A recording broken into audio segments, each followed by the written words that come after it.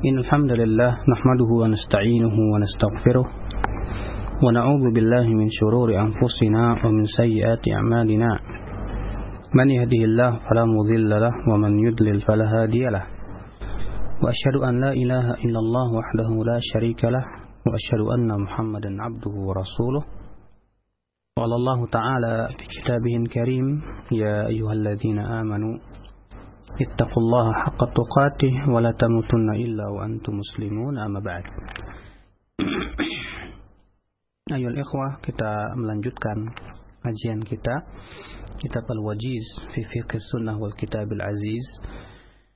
Kita sekarang masuk ke bab al-khulu'. Apa itu khulu'? Secara bahasa, khulu' dari khala'at thawb, ya, yaitu melepas pakaian.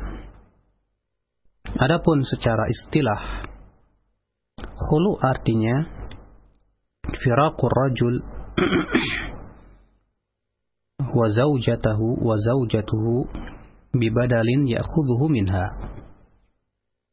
Itu berpisahnya suami istri ya dengan adanya harta sebagai pengganti.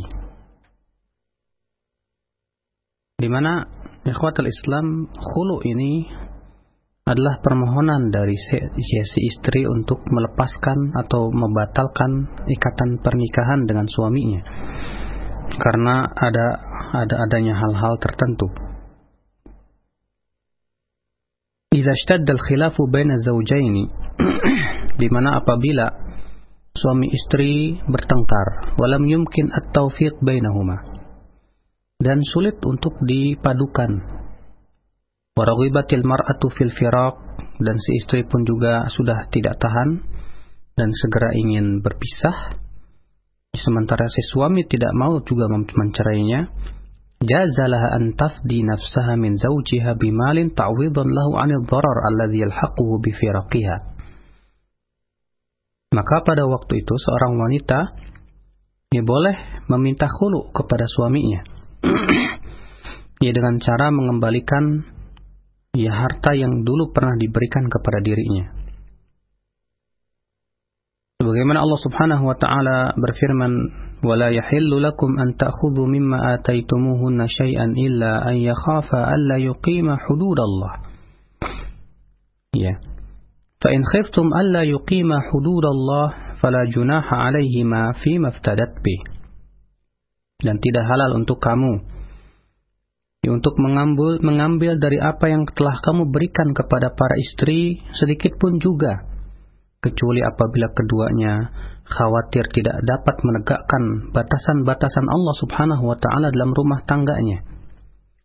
Maka jika kamu khawatir tidak dapat menegakkan batasan-batasan Allah, maka pada waktu itu tidak ada dosa untuk kalian berdua berpisah fi maftadat bih, di mana si istri memberikan harta yang pernah dahulu diberikan oleh suami kepadanya.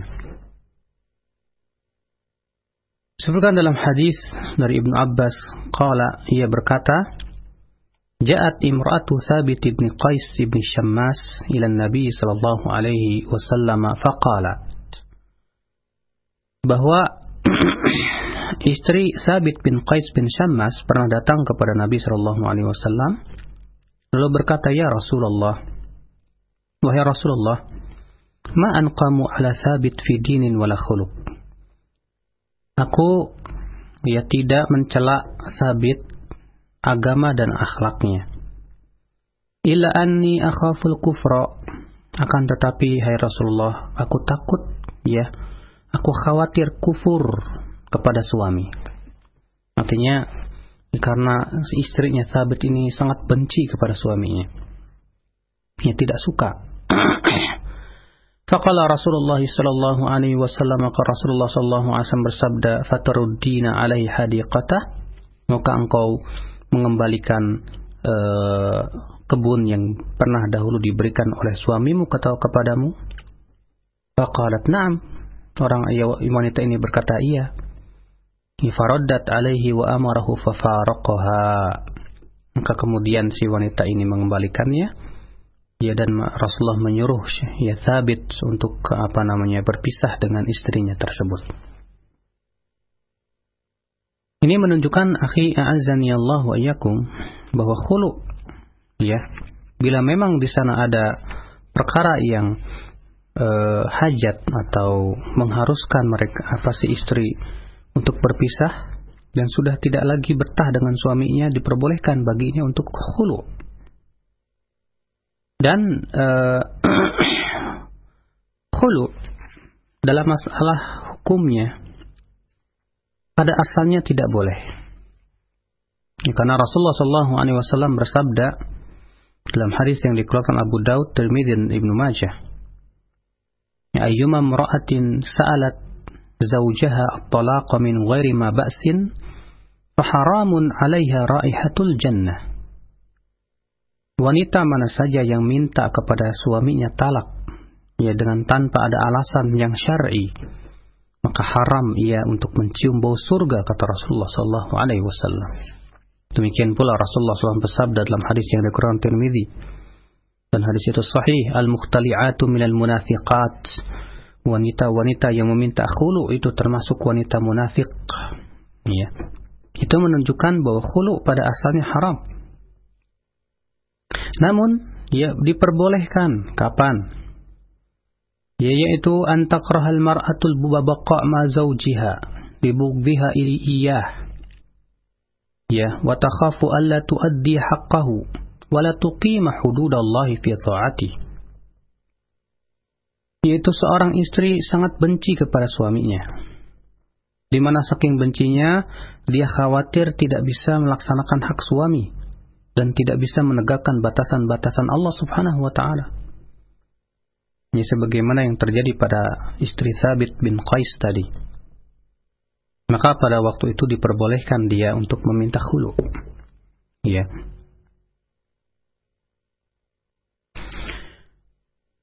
Yang kedua, hukumnya haram.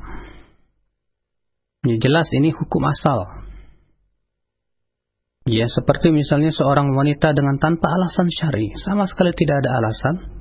Suaminya baik, suaminya sudah memberikan nafkah, ya, dan tidak pernah menzaliminya dan selalu berbuat baik kepadanya, tiba-tiba ia minta khulu. Maka yang seperti ini, sebagaimana telah kita sebutkan hadisnya, ya akhi, ya, wanita seperti ini, kata Rasulullah, haram mencium bau surga, dan dia termasuk wanita-wanita yang munafik. Na'udzubillah.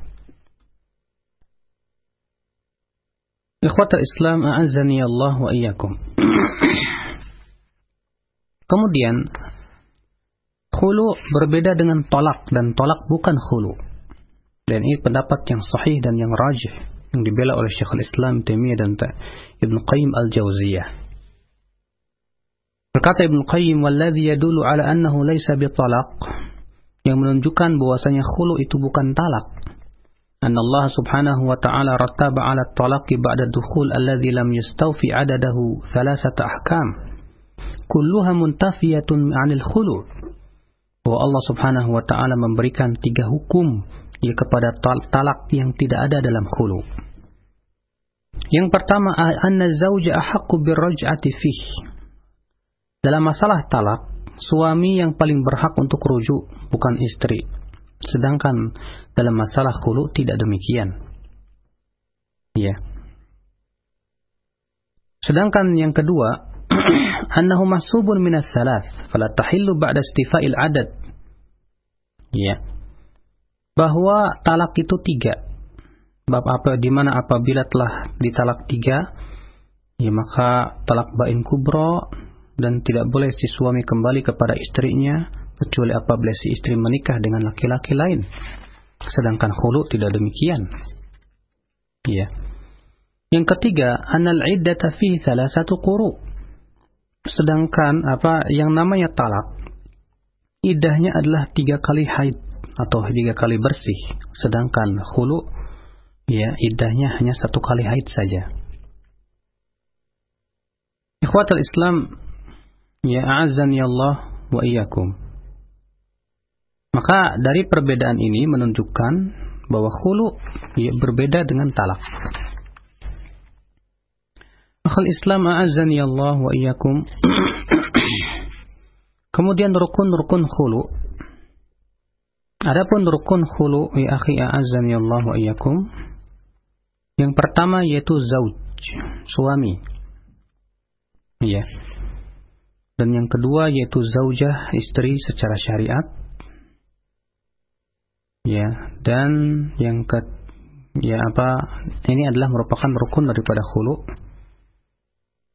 Dan rukun yang ketiga adalah al-iwad, adanya harta sebagai ganti dari permintaan khulunya dia dari si istri. Artinya si istri harus memberikan ganti berupa harta kepada suaminya. Namun para ulama berbeda pendapat mengenai kadar harta yang diberikan kepada suami. Sebagian ulama berkata bahwa yang diberikan oleh istri kepada suaminya seharga mahar yang dulu pernah diberikan kepada dirinya. Sebagaimana ini adalah pendapat Al-Hanabilah, dan juga ini pendapat Ibnu Musayyib, di mana disebutkan dalam hadis bahwa Nabi SAW menyuruh untuk mengembalikan kebun Sabit kepada istrinya yang meminta khulu. Dari istrinya yang meminta khulu. Dan dalam satu riwayat ada tambahan dan tidak boleh lebih dari itu. Tetapi sanadnya mursal. Jumhur ulama berpendapat bahwa harta yang diberikan oleh istri kepada suami sesuai dengan keridhaan dari kedua belah pihak. Walaupun si suami misalnya meminta seluruh harta. Sebagaimana disebutkan dalam hadis anna Rubai' bintu Muawwidh haddatsatu anna ikhtala'at min zawjiha bi kulli syai'in tamlikuhu. Bahwa Rubai' binti Muawwidh pernah meminta khulu dari suaminya. Tapi suaminya meminta semua harta yang dimiliki oleh Rubai'. Maka kemudian Rubai' ia mengadu kepada Utsman bin Affan dan Utsman memperbolehkannya. Demikian pula itu dari hadis Abdullah bin Umar radhiyallahu anhuma. Adapun lafaznya yaitu yang menunjukkan kepada lafaz khulu, seperti khala'tuka, aku meminta lepas, meminta fasakh nikah. Itu yang disebut dengan khulu, karena khulu itu hakikatnya adalah fasakh, yaitu melepaskan tali pernikahan antara suami dan istri. Dan khulu akhi tidak disyaratkan dia harus bersih dari haid seperti halnya talak. Maka kalau si wanita sedang haid misalnya dan minta khulu, atau misalnya dia sedang sudah dalam bersih tapi sudah dijimai meminta khulu, maka itu diperbolehkan. Karena tidak ada syariat atau hadis atau dalil yang menunjukkan kepada hal itu. Dan ini semakin memperkuat bahwasanya khulu itu bukan talak. Ikhwatal Islam a'azzani Allah wa iyyakum. Adapun iddahnya sudah kita sebutkan bahwa yang rajih bahwasannya iddahnya wanita yang khulu itu 1 kali haid saja. Sebagaimana diriwayatkan dari Nafi' dari Ibnu Umar, ia berkata, iddatul mukhtali'ah haidah, bahwa iddah wanita yang meminta khulu itu 1 kali haid saja.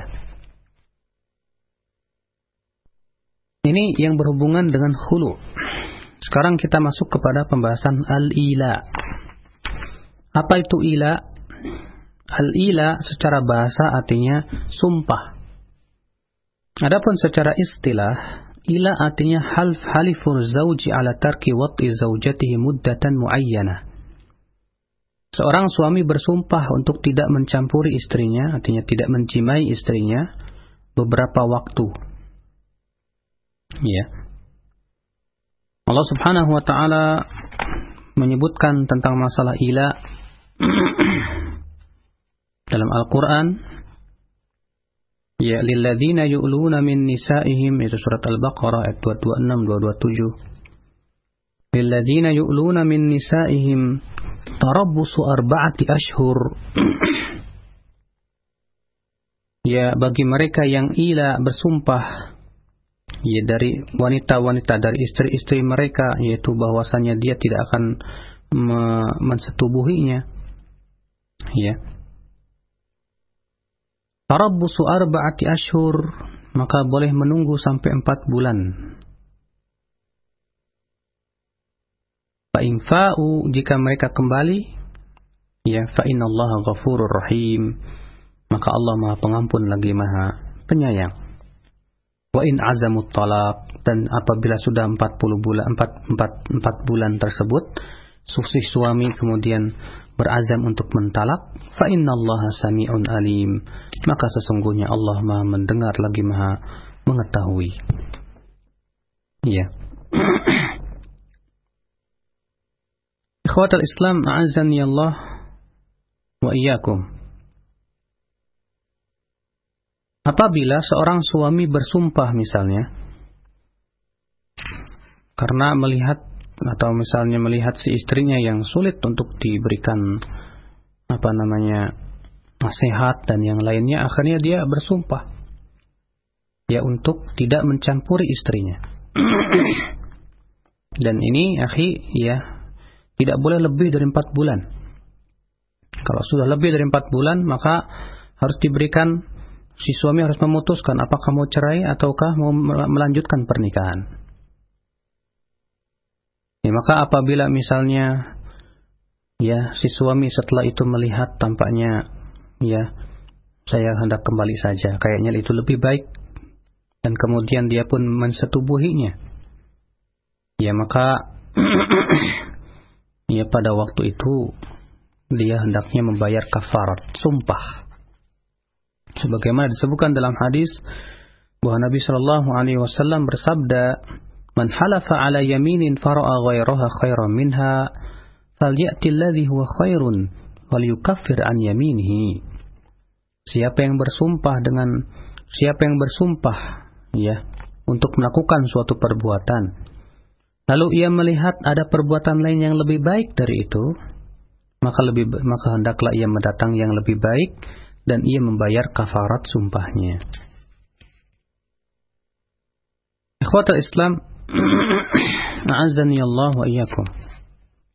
Rasulullah SAW pernah bersumpah untuk tidak mencampuri istrinya selama sebulan lamanya.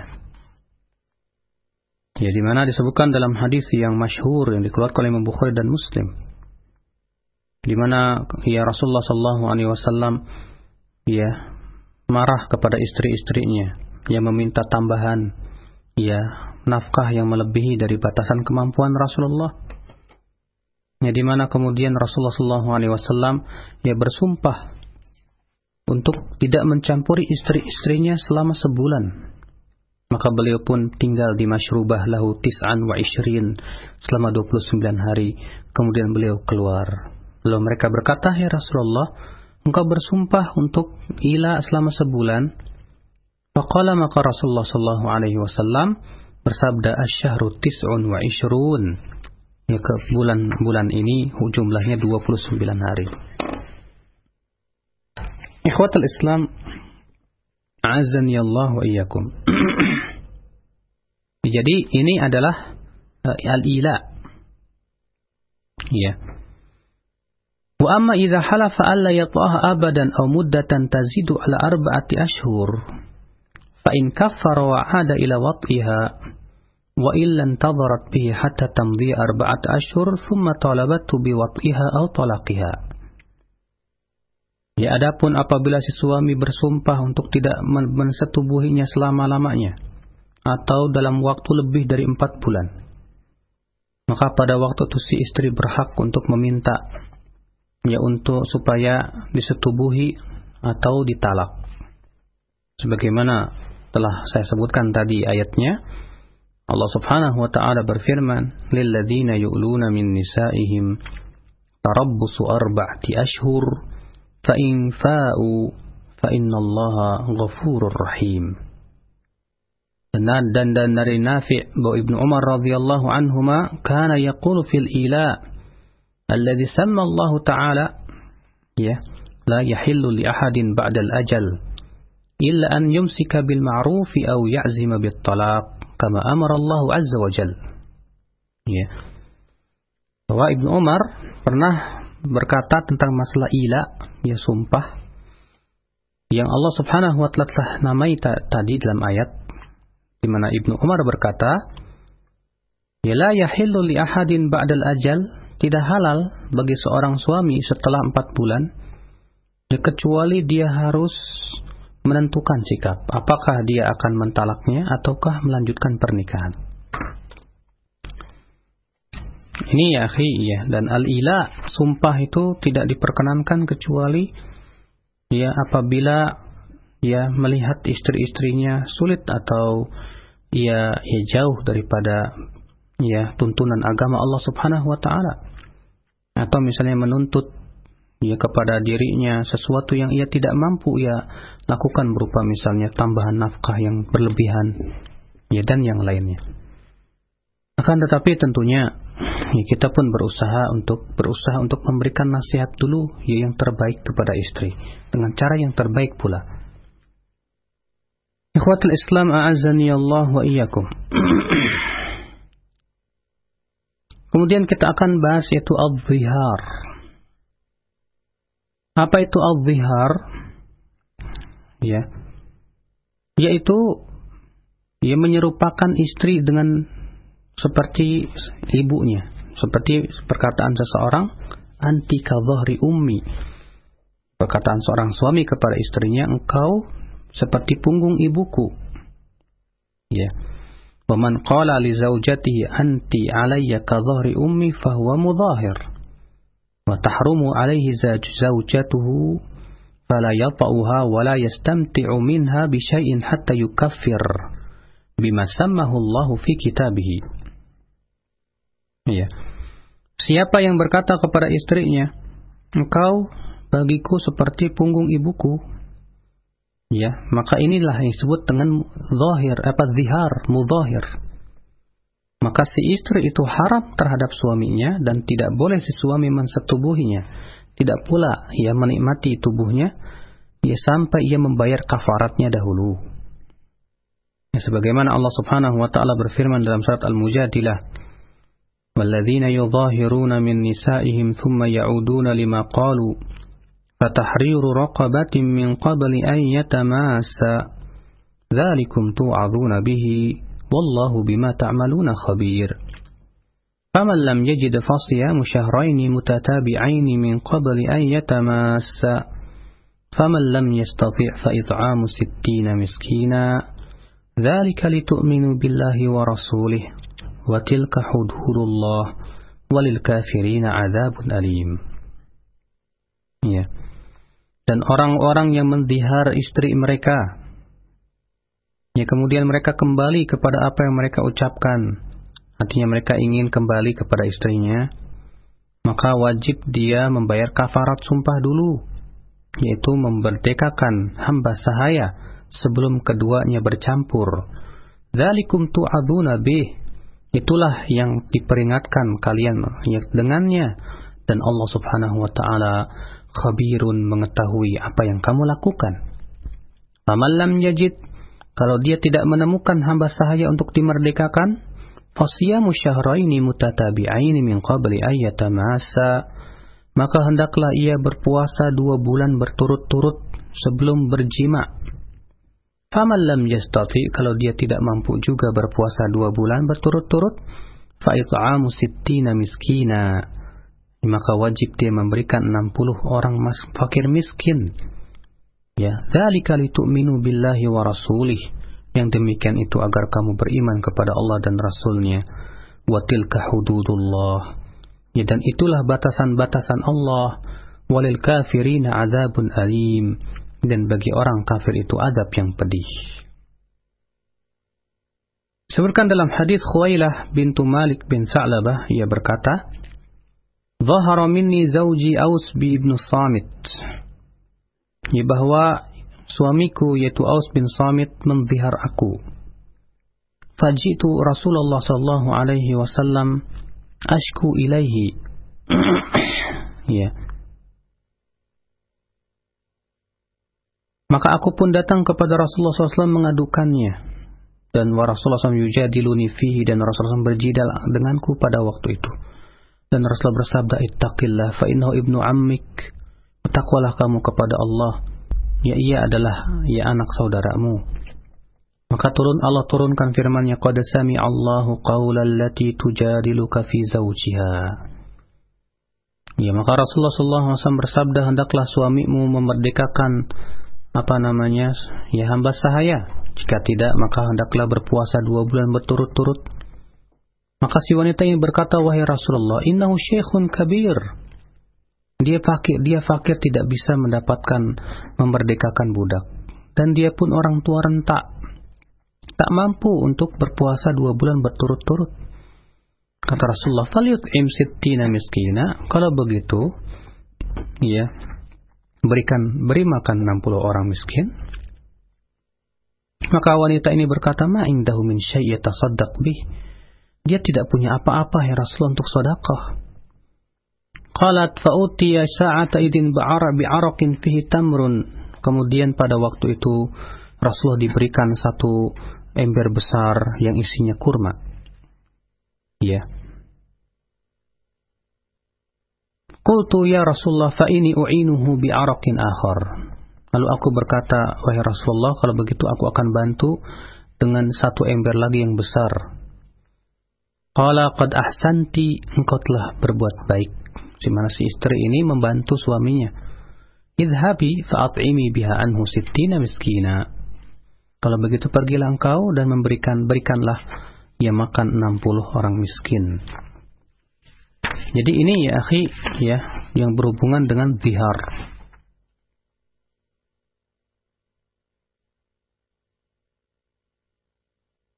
Akhal Islam, a'azzani Allah wa iyyakum. Wa man dhahara min imra'atihi yawman aw syahran aw nahwa dhalik. Siapa yang menzihar istrinya sehari atau sebulan atau dan sebagainya, faqala anti 'alayya ka dhahri ummi syahra, fahuwa mudhahir. Ya, kalau dia berkata engkau seperti punggung ibuku selama sebulan, maka dia disebut dengan zihar juga. In barra biyaminihi fala syai'a alaih. Maka apabila ia melaksanakan sumpahnya, maka tidak ada kewajiban apa-apa. Setelah sebulan dia bercampur lagi. Wa in asabaha qabla al-muddah allati sammaha lazimatu kafaratu dhihar. Tapi kalau dia ternyata mencampuri istrinya sebelum sebulan yang dia sebutkan, maka dia wajib membayar kafarat dhihar. Disebutkan dalam hadis Salamah bin Sakhr al-Bayadhi, ia berkata, kuntu mra'an astakthiru minan nisa. La ara rajulan kana yusibu min dhalika ma usib. Ia berkata, Salamah, aku seorang laki-laki yang memperbanyak wanita, maksudnya istri, dan aku tidak melihat ada seorang laki-laki yang menimpa seperti apa yang menimpa aku. Falamma dakhala Ramadan, ketika masuk bulan Ramadan, dhahartu min imraati hatta yansalikha Ramadan. Aku menzihar istriku sampai selesai Ramadan. Fa bainama hiya tuhaddithuni dzata lailah. Ketika istriku dia berbicara denganku suatu malam, ini menunjukkan akhi, wanita yang dizihar tetap tinggal di rumah suami, tidak keluar. In kashafa li minha syai'. Ternyata bagian tubuh istriku, disebutkan dalam satu riwayat, betisnya terlihat olehku. Bagaikan rembulan. Maka apa yang terjadi, syahwatnya naik. Fawathabtu 'alaiha fawaqa'tuha. Maka aku pun menerjangnya dan menjimainya. Enggak tahan. Falamma asbahtu ghadawtu ala qaumi. Ketika sudah masuk pagi, aku pun pergi kepada kaumku dan aku mengabarkan tentang kabarku itu. Maka mereka berkata, saluli. Maka aku berkata kepada mereka, saluli Rasulullah, tolonglah tanyakan kepada Rasulullah. Apa jawab kaumku? Ma kunna naf'al. Kami tidak mau melakukan itu. Idzan yanzilallahu fina kitaban. Kalau begitu Allah akan turunkan suatu ayat tentang kita. Au yakunu fina min Rasulullah sallallahu alaihi wasallam qaulun, atau Rasulullah SAW mengatakan kata-kata tentang kita. sehingga kita pun menjadi aib. Walakin sawfa nusallimuka bi jariratika idhab anta fadhkur sya'naka li Rasulillah sallallahu alaihi wasallam. Ya, kalau begitu kamu pergilah sendiri. Ya. Fa kharajtu hatta ji'tuhu. Kata Salamah, aku pun keluar dan aku pun mendatangi Rasulullah sallallahu alaihi wasallam dan mengabarkan kabarku itu. Faqala Rasulullah, anta bidzak? Maka Rasul bersabda, engkau melakukan itu? Aku berkata, ana bidzak wa ana ya Rasulullah, sabirun li hukmillahi alai. Iya wahai Rasulullah, aku melakukan itu. Ini aku wahai Rasulullah, aku sabar menghadapi hukum Allah. Ya terserah Allah mau apakan aku. Subhanallah, ya keimanan para sahabat. Qala, maka Rasulullah sallallahu alaihi wasallam bersabda, a'tiq raqabah. Ya, bebaskan seorang budak. Qala qultu walladzi ba'atsaka bil haqq. Aku berkata, demi zat yang telah mengutusmu dengan kebenaran. Ma asbahtu amlik illa raqabati hadhihi. Aku tidak memiliki apa-apa kecuali ya leherku ini, hai Rasulullah. Qala fasum syahraini mutatabi'ain. Kata Rasulullah, kalau begitu berpuasalah 2 bulan berturut-turut. Maka aku berkata, wahai Rasulullah, wa hal dakhala alayya ma dakhala minal bala illa bis-shaum? Wahai Rasulullah, musibah yang paling besar bagiku adalah puasa, kan aku sudah tua. Qala fatasaddaq aw at'im 60 miskina. Kalau begitu, kamu bersedekahlah dan ya berikan makan 60 orang miskin. Aku berkata, walladzi ba'atsaka bil haqq, laqad bitna lailatana hadhihi ma lana min 'asha. Wahai Rasulullah, ya malam ini saja saya enggak dapat makanan apa-apa buat makan. Qala fadhhab ila sahibi sadaqa bani Zuraik faqul lahu falyadfa'ha ilaik wa at'im 60 miskina wantafi' bi baqiyatiha. Kalau begitu pergilah kepada ya pemilik sedekah Bani Zuraik, katakan kepadanya, tolong ya berikan kepadaku sedekah itu dan kemudian berikan makanan 60 orang miskin dan sisanya silahkan engkau ya menggunakannya. Hal Islam. Dan yang harus diketahui bahwa zihar pada asalnya hukumnya adalah haram. Ya, karena itu termasuk perkataan yang mungkar. Makanya Allah Subhanahu wa taala mengingkari. Allah berfirman, "Alladzina yudhahiruna minkum min nisa'ihim ma hunna ummahatihim in ummahatuhum illa allai waladanahum wa innahum la yaquluna munkaran minal qawli wa zura." Wa inna allaha laghafurur rahim. Allah Subhanahu wa taala berfirman, walladzina yudhahiruna minkum min nisa'ihim. Dan orang-orang yang menzihar istri-istri mereka padahal istri-istri mereka bukanlah ibu-ibu mereka. Ya, dan ibu-ibu mereka itulah yang melahirkan mereka. Wa innahum layaqulun, dan mereka mengucapkan kata-kata yang mungkar, ya, dan kedustaan. Wa innallaha laghafurur rahim, dan sesungguhnya Allah Maha Pengampun lagi Maha Penyayang. Ini ya akhi yang berhubungan dengan hukum zihar. Dan insyaallah kita akan lanjutkan pada pertemuan yang akan datang ya tentang hukum li'an, demikian pula hukum iddah ya, dan yang berhubungan dengan masalah-masalah pernikahan. Setelah itu kita masuk kepada pembahasan hukum jual beli. Nah, demikian ikhwatal Islam, a'azani Allah iyyakum, materi kita untuk kesempatan pagi hari ini. Semoga bermanfaat.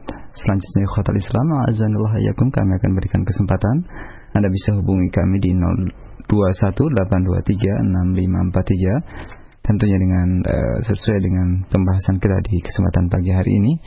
Selanjutnya dari penelpon yang pertama kita angkat. Assalamualaikum. Nah, silakan Ibu, dari mana? Dari Wati, Jakarta Selatan. Silakan Bu. Ustaz, saya mau nanya tentang sholat. Saat sujud itu kita katanya harus langsung ke bumi gitu. Nah, terus langsung apa Bu? Ke ini apa namanya? Langsung ke bumi. Menempel gitu. Iya. Nah, apa namanya? Bagaimana dengan itu pemakaian sejadah, atau kadang kan mukena kita juga menghalangi muka gitu. Iya, itu saja. Nah. Waalaikumsalam warahmatullahi wabarakatuh. Iya, memang pada asalnya ya yang lebih bagus itu jidat itu menyentuh bumi.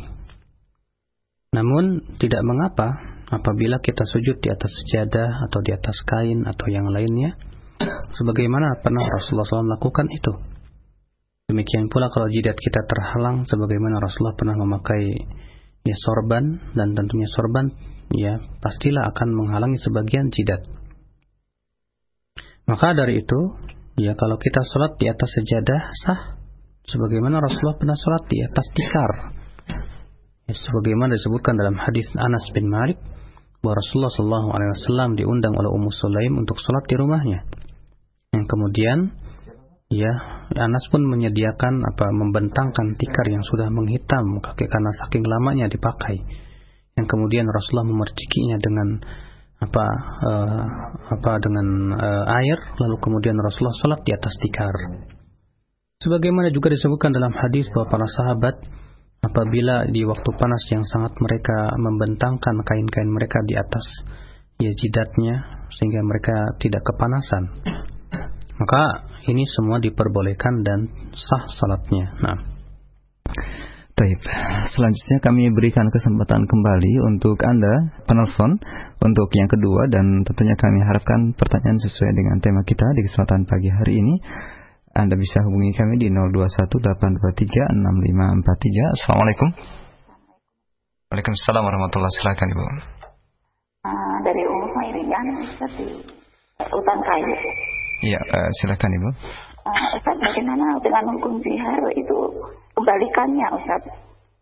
Jika yang menganggap suaminya itu seperti anaknya gitu, ketika tiap kali membangunkan subuh supaya suaminya itu disiplin dalam menegakkan salat subuh gitu.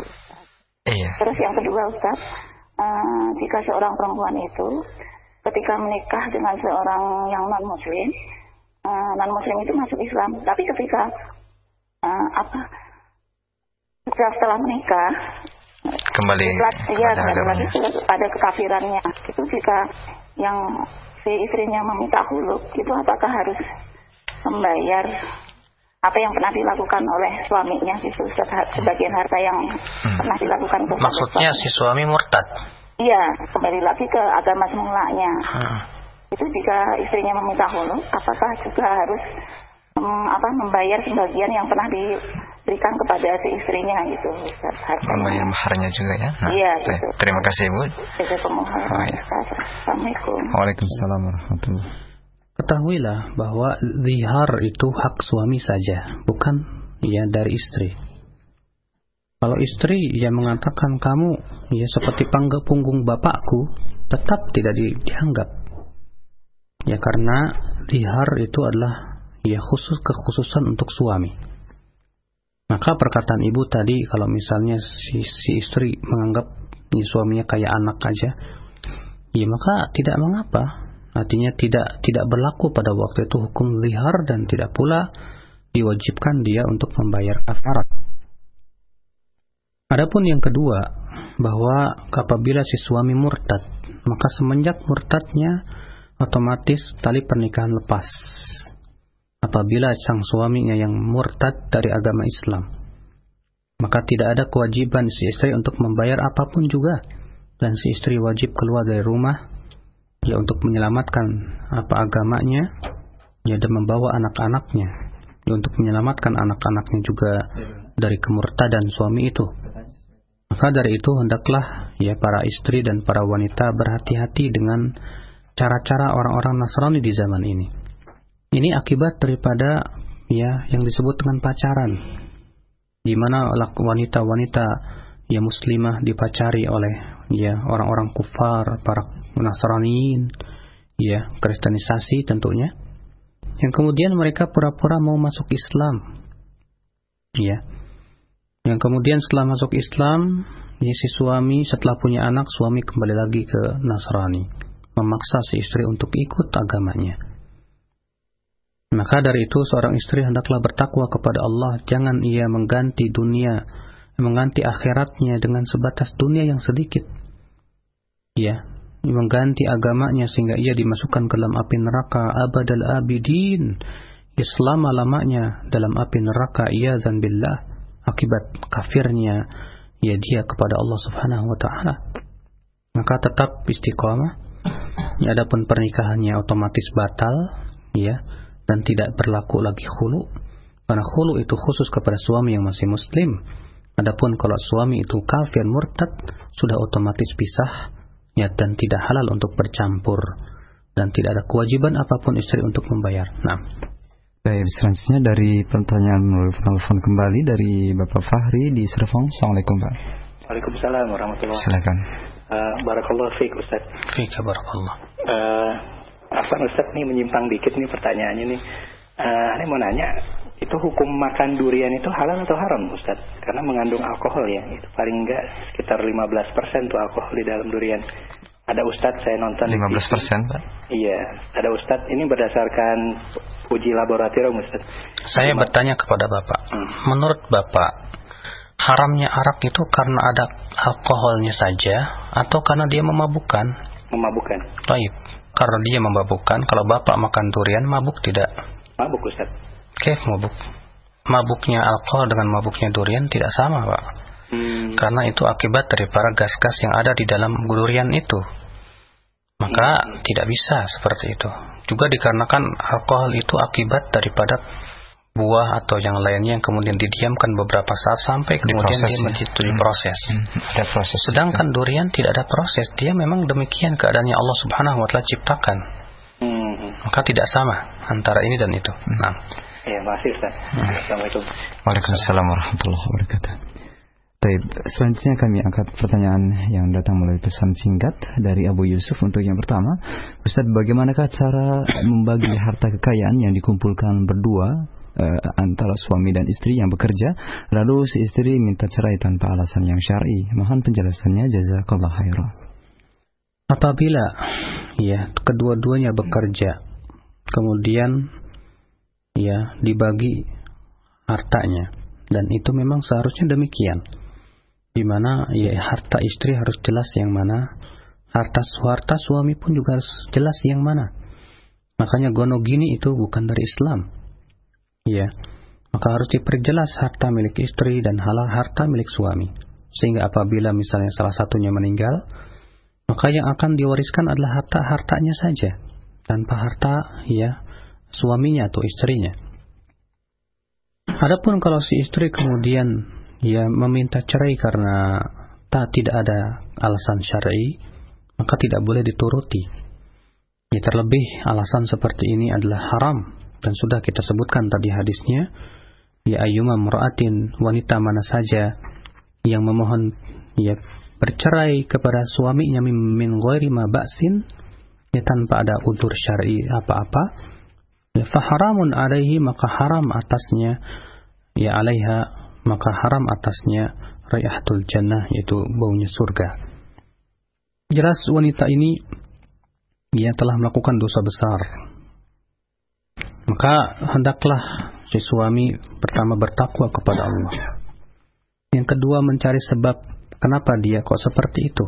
Barangkali gara-gara si suami sendiri membiarkan si istri bekerja, campur baur dengan laki-laki di sana, sehingga di luar sana si istri bertemu dengan seorang ya laki-laki yang barangkali dia pandang lebih ganteng dari suaminya, lebih segala-galanya, sehingga ia jatuh cinta kepada si laki-laki itu, yang akhirnya terjadi hubungan intim. Ya, kemudian si istri meminta bercerai, dan ini sering kali terjadi. Maka hendaklah ya pasti suami bertakwa kepada Allah dan ya menasihati istrinya ya dengan nasihat yang baik. Ya, kalau memang ternyata ya sudah berusaha untuk memperbaiki dan ternyata juga sulit untuk diperbaiki, bahkan si istri semakin menjadi akhlaknya dan tambah buruk, maka itu dikembalikan kepada ya suami, apakah dia akan mencerai atau tidak. Nah, selanjutnya dari Abu Fathi di Jakarta yang bertanya melalui pesan singkat kembali, Ustadz, apakah alasan tidak mencintai suami karena suami tidak pernah bersikap lembut merupakan alasan yang syar'i bagi seorang istri untuk mengajukan khulu? Tidak mencintai suami karena kekasaran dia, ya, dan suka menampar dan menzalimi, memang itu dibolehkan seorang istri ya untuk khulu, ya, karena ini adalah ya, sifatnya menzalimi, ya. Tapi kalau sebatas sekali-kali ia berbuat kasar, ya, karena memang lumrah seorang manusia tidak lepas dari ya kesalahan, tidak diperbolehkan, maka yang lebih baik si istri bersabar. Dan bersabar itu lebih baik dan lebih besar pahalanya di sisi Allah Subhanahu wa taala. Nah, masih dari pesan singkat, Ustadz, saya seorang istri yang nikah sudah 8 bulan. Kemudian sebelumnya bertemu hanya 23 hari. Kemudian ditinggal begitu saja ke luar negeri dengan alasan bekerja. Nafkah lahir diberi kadang-kadang saja. Apakah saya berdosa apabila saya meminta khulu karena hal ini jauh dari suami saya? Bagaimana cara mengajukan khulu tersebut? Jazakumullahu khairan. Apabila anti tidak tahan dengan dengan keadaan seperti itu, di mana ya kebutuhan bukan sebatas lahiriah, kebutuhan lahiriah juga dan batiniah yang anti perlukan dari suami, dan dikhawatirkan juga anti malah jatuh kepada zina, maka tidak mengapa anti meminta kepada suami ya untuk pulang. Jika tidak, maka saya meminta khulu saja. Ya, kalau misalnya si suami pun juga sulit dan tidak bisa, ya silahkan datang ke qadhi, misalnya ke pengadilan agama, ya sampaikan kepada mahkamah atau hakim ya keinginan dia untuk lepas atau khulu. Ya, Allahu a'lam. Baik, selanjutnya dari Ibu Nurul Jakarta. Ustaz, jika seorang istri telah mendapatkan surat cerai dari pengadilan agama sedangkan suaminya tidak mengetahui akan hal ini, apakah surat cerai ataupun pengajuan khulu seperti ini sah dan diperbolehkan, Ustaz? Jazakallahu khairan. Ikhtilaf para ulama mengenai apakah khulu itu apabila tidak diketahui oleh suami boleh atau tidak. Ya, menjadi dua pendapat. Sebagian ulama mengatakan bahwa ini harus dengan keridhaan suami. Ya, ini wajib dengan keridhaan suami dan pengetahuan suami. Karena hakikat daripada khulu artinya meminta kepada suami untuk dilepaskan. Ya, sementara si suami tidak tahu. Dan ini yang sahih. Maka wajib dia meminta kepada suami untuk harus diberitahu kepada suaminya terlebih dahulu. Wallahu a'lam. Nah, selanjutnya dari pertanyaan penelpon kembali ada Ummu Qari di Pondok Gede yang sudah masuk. Assalamualaikum. Waalaikumsalam. Pak Ustadz mau tanya, berkenaan dengan seorang suami yang setelah kita menikah mempunyai anak, terus saya kan berhenti bekerja. Ternyata suami saya marah dan dia tidak memberikan nafkah lahir kepada saya selama hampir 2 tahun lamanya. Sikap saya seandainya memang saya ingin mempertahankan rumah tangga saya untuk maksudnya supaya ada perubahan, supaya rumah tangga saya langgeng gitu, Pak Ustadz. Sebaiknya gimana? Apakah seorang suami tersebut berdosa atau tidak ya Pak Ustadz, membiarkan istrinya tidak memberikan nafkah lahir kepada saya hanya karena saya berhenti bekerja, padahal saya bekerja itu saya terasa sangat under pressure gitu Pak Ustadz. Suami Ibu bekerja, Bu? Saya seorang polisi ya Pak Ustadz ya. Jadi dia itu sudah memberikan keputusan kalau dia sangat membenci saya dan dia sangat tidak menerima saya kalau saya berhenti bekerja hanya karena itu saja, dan dia membiarkan rumah tangga saya seperti tidak rumah tangga yang semestinya gitu Pak Ustadz. Apakah itu juga ada ini ya Pak Ustadz, karena sebelum menikah itu ada keluarga dia yang tidak menyetujui pernikahan saya, apa itu juga ada unsur-unsur dia diguna-guna oleh saudaranya juga, karena sehingga dia kalau melihat saya itu sangat benci sekali Pak Ustadz. Mohon pencerahannya. Semoga khair. Oh iya. Iya. Pertama, bahwa kewajiban ibu adalah bersabar sambil terus berdoa kepada Allah Subhanahu wa taala agar memberikan hidayah kepada suami ibu. Sambil terus kita memberikan nasihat yang baik, bawakan hadis-hadis, ayat-ayat, bahwa seorang istri kewajiban dia adalah untuk berada di rumah dan untuk mengurus ya apa yang ada dalam rumahnya, mendidik anak dan yang lainnya. Sebagaimana Allah berfirman, waqarna fi buyutikun. Ya, dan hendaklah kalian wahai para wanita ya tinggal di rumah-rumah kalian. Di sini Allah memerintahkan para wanita untuk tinggal di rumah. Ya, pada asalnya wanita bukan untuk bekerja. Yang bekerja dan mencari nafkah adalah suami, dan itu adalah kewajiban suami. Ya, sampaikanlah kepadanya. Kalau memang ternyata tidak bisa menyampaikannya, barangkali ibu bisa menyampaikan kepada atasan Pak polisi itu. Ya, adukan kepadanya tentang masalah ini. Tolonglah nasihatin anak buah bapak. Ya, dia sudah menzalimi saya. Ya, nah ini berbagai macam usaha coba ibu tempuh. Ya, terutama ibu banyak berdoa kepada Allah.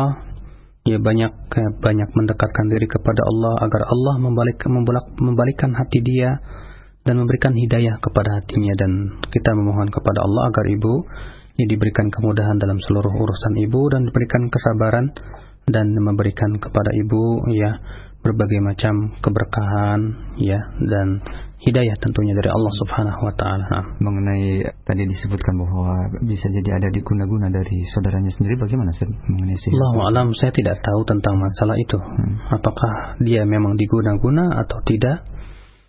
Ya, bisa jadi karena memang kurangnya keimanan dia sehingga dia mengharapkan dari istrinya kalau dia bekerja. Maka jelas bisa jadi akibat daripada keinginan si suami tersebut karena istrinya bekerja tadi. Atau mungkin Allahu a'lam ada faktor lain, saya tidak tahu masalah apakah diguna-guna atau tidak. Selanjutnya dari penelpon kembali ada seorang ibu yang di Bogor yang sudah masuk. Silakan Ibu. Assalamualaikum. Assalamualaikum warahmatullahi wabarakatuh, Pak Ustaz. Waalaikumsalam warahmatullahi wabarakatuh. Saya dari Bogor. Saya mempunyai latar belakang. Dulu saya karena memang keilmuan saya yang terbatas ya, saya mensikapi rumah tangga itu kurang bisa dan tidak ada dukungan dari keluarga. Akhirnya saya meminta cerai dan alhamdulillah setelah cerai itu saya bertemu dengan seorang hamba Allah yang alhamdulillah bisa membimbing saya dari kebodohan saya sampai saat ini saya bisa menyampaikan kepada orang lain untuk berdakwah seperti dakwahnya ini Radio Roja ini. Dan memang tantangannya banyak Pak.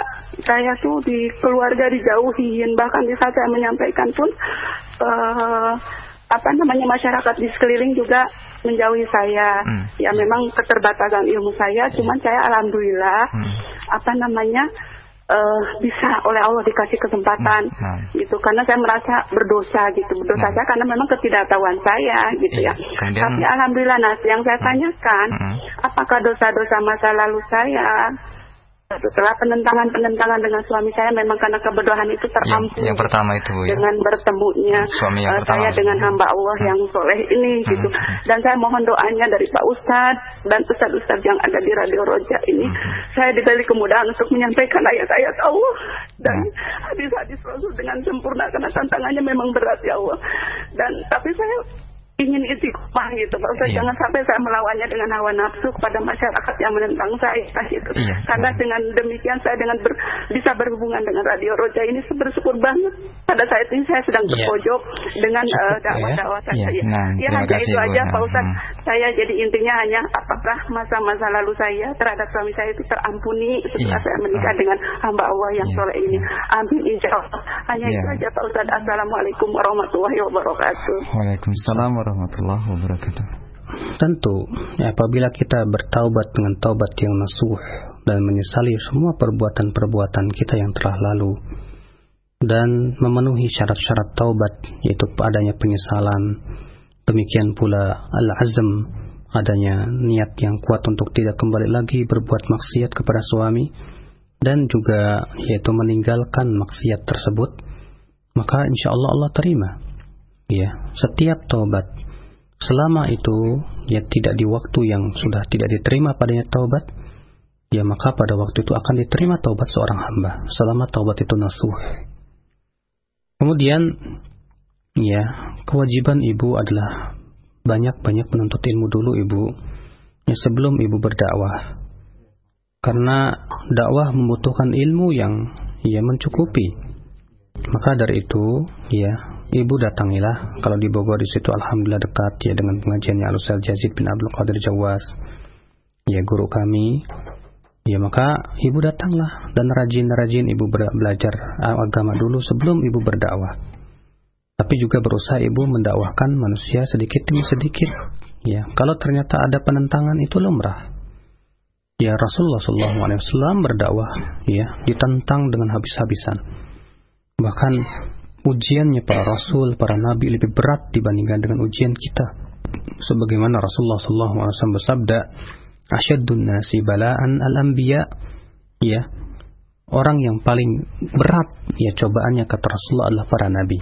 Maka kewajiban ibu bersabar, dan alhamdulillah ibu bersyukurlah mendapatkan suami yang saleh, dan ibu pun banyak-banyak bertobat akibat kebodohan ibu dahulu. Nah, selanjutnya dari penelpon ada Ibu Sri di Pondok Aren.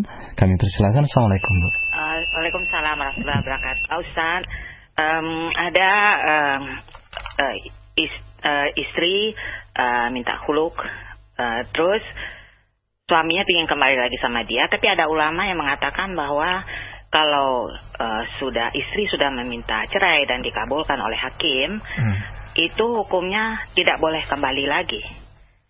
Apa betul begitu, Ustaz? Dan begini, suami itu sekarang udah sakit, udah tua, dan istri juga sama-sama udah tua, jadi tidak ada daya lagi tuh suami kembali lagi kepada tinggal di rumah istrinya, karena itu memang dulu rumah diberikan oleh suami kepada bekas istrinya itu.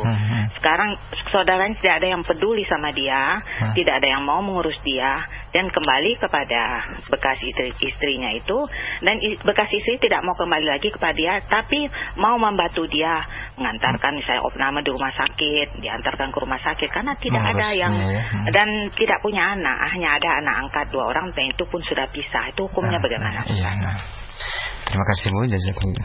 Iya, apabila telah terjadi khulu antara suami dan istri, maka pada waktu itu ya setelah itu kemudian si suami meminta untuk kembali, itu diserahkan kepada istri, karena khulu yang meminta cerai dahulu adalah istri. Yang meminta maksudnya berpisah adalah istri. Ya maka kalau si istri tidak mau dan dia tidak mau untuk rujuk, maka tidak bisa. Karena ya khulu itu sebagaimana sudah kita bahas bahwa itu yang adalah permintaan dari si istri. Di mana ketika si istri kemudian meminta berpisah dengan suaminya, dan kemudian suatu hari si suami minta kembali, diserahkan kepada si istri. Kalau memang si istri mau kembali, ya setuju, ya udah menikah lagi dengan akad baru, ya, dan mahar baru, ya, sebagaimana halnya pernikahan. Itu diperbolehkan. Adapun perkataan kiai tadi bahwa kalau sudah khulu maka tidak boleh kembali selama-lamanya, ini kaul, perkataan yang tidak pernah diucapkan oleh satupun ulama di zaman dahulu. Kemudian, ya, kalau ternyata si istri atau si wanita ini mau berbuat baik kepada laki-laki tersebut, maka itu kebaikan. Akan tetapi berhati-hati dengan seperti berdua-duaan dan yang lainnya, karena tanpa mahram dan dia bukan mahram dia. Apalagi satu rumah saja. Apalagi satu rumah. Jelas ini tidak diizinkan pula oleh syariat. Harus ada mahram di situ. Namun kalau kondisinya sudah sama-sama tua, bagaimana sih? Ya, kalau memang keadaannya misalnya dia seperti itu sangat tua dan sangat butuh pertolongan, ya sehingga ini mimbabil darurah yang sangat terpaksa sekali, ya semoga Allah memaafkan. Nah, dari selanjutnya dari pesan singkat kembali dari Ibu Yani di Bekasi yang berikut ini. Ustaz, saya boleh tidak untuk meminta khulu dari suami yang terlibat permasalahan narkoba dan saat ini dalam masa pidana dan di penjara? Bagaimana Ustaz? Boleh tidak bagi kami untuk mengajukan khulu? Ya, sudah kita jelaskan bahwa khulu itu diperbolehkan apabila ada hal-hal yang menyebabkan atau alasan-alasan yang syar'i. Di antaranya apabila suami misalnya berbuat maksiat kepada Allah Subhanahu wa taala, ya tidak mau sholat, ya, dan juga ya melakukan hal-hal yang melanggar dalam Islam setelah diberikan nasihat, tidak juga ia mau kembali.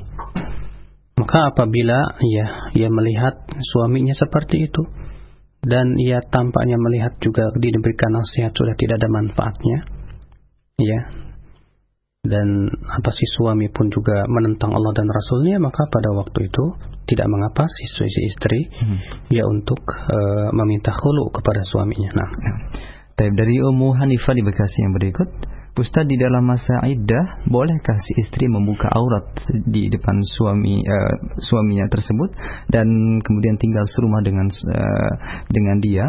Dan bagaimana jika suami tersebut minta untuk bercumbu dengan istri tapi tidak sampai menyetubuhinya? Apakah hal ini diperbolehkan? Jazakallah khairan. Masa iddah dalam talak raj'i, ya, masa apabila misalnya si suami mentalak istrinya, maka ya iddah si istri adalah 3 kali haid. Sebagaimana itu pendapat jumhur para sahabat. Maka ya apabila si suami misalnya ya bersetubuh dengan si istri dan tidak ada niat untuk rujuk, maka haram dan ini dianggap zina. Ya. Tapi kalau si suami yang mensetubuhi istrinya di masa iddah tersebut dengan niat untuk rujuk, maka atas pendapat yang sahih dan rajih itu dianggap rujuk, yaitu dianggap rujuk, dan ini yang dikuatkan oleh Syekhul Islam Ibnu Taimiyah rahimahullah, yang saya ingat demikian. Maka ya apabila si suami ya di masa iddah tersebut meminta, ya tanya kepada oleh istri, memintanya kamu ke saya ini untuk rujuk atau sebatas ingin menikmati tubuh saya? Kalau sebatas ingin menikmati maka haram, ya karena ya dia belum menyatakan rujuknya. Tapi kalau si suami itu menyatakan rujuk, iya saya mau rujuk, ya sudah, dengan kata-kata rujuk maka sudah dianggap rujuk dan boleh kembali untuk mensetubuhinya. Tapi kalau masa iddah di sini yaitu dari talak bain kubro setelah 3 kali haid, maka tidak halal sama sekali. Ya tidak ada hak lagi untuk rujuk. Nah, dari pesan singkat kembali mengenai permasalahan zihar, apakah zihar itu hanya terbatas kepada kemiripan punggung saja atau kata-kata punggung saja, ataukah dengan seperti halnya kemiripan wajah atau perawakan atau badan istri kita seperti ibu kita juga termasuk ke dalam zihar yang tidak diperbolehkan? Yang harus diketahui akhi bahwa zihar itu adalah dikembalikan kepada niat. Di mana apabila seseorang mengatakan ya, zihar maksudnya adalah dia mempersamakan dengan